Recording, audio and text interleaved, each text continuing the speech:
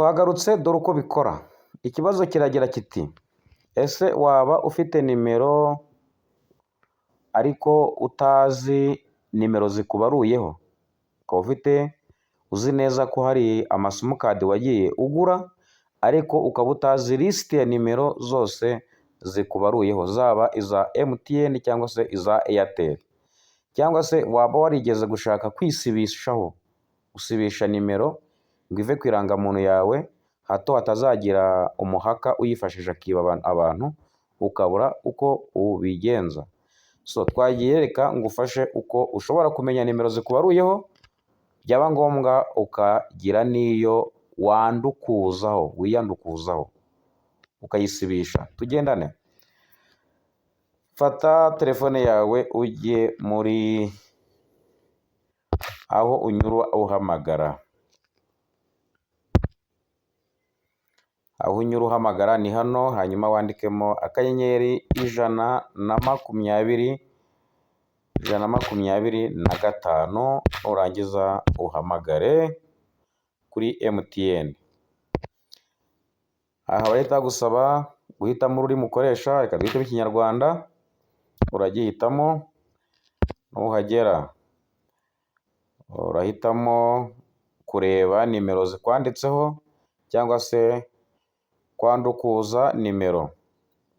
Reka tubanze turebe nimero zitubaruyeho. Ndahita nkanda gutya, urashyiramo irangamuntu yawe, nurangiza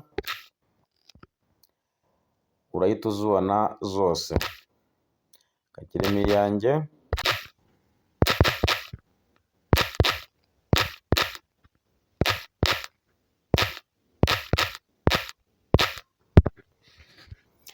barahita banyereka ko mfite izi nimero zimbaruyeho.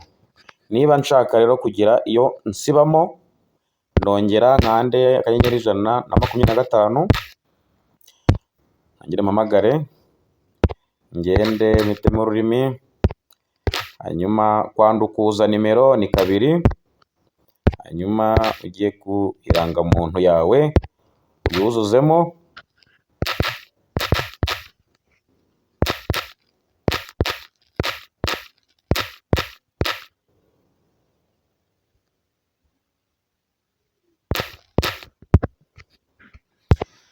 barongera kwereka lisiti ya nimero zikubaruyeho, hanyuma uhitemo imwe muri ziriya niba ukeneye kwiyandukuzaho. Reka mpitemo ino nimero ya mbere ya MTN aba ariyo nandukuza, nisibe 79.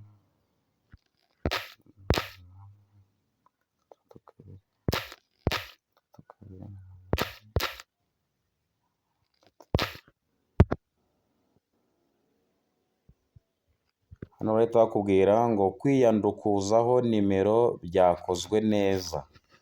Ubu ni ukuvuga ngo iriya nimero yamvuyeho bayisibye, ninongera nka cekinga ndareba ko bayisibye, ndongera nsubiremo ndebe ko bamaze kuyisiba, ndongera ntangire ndebe nimero zimbaruyeho, noneho nshyiremo irangamuntu,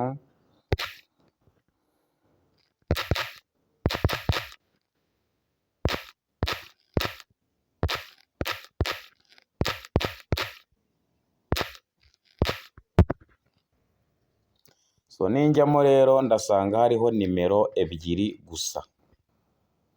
Bivuze ngo iriya nimero ya mbere namaze kuyiyandukuzaho.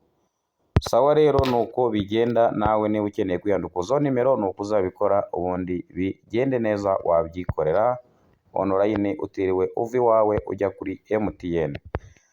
Sawa, ciao, wibuke gukora subscribe unasharinge ku bantu bakeneye ubu bumenyi.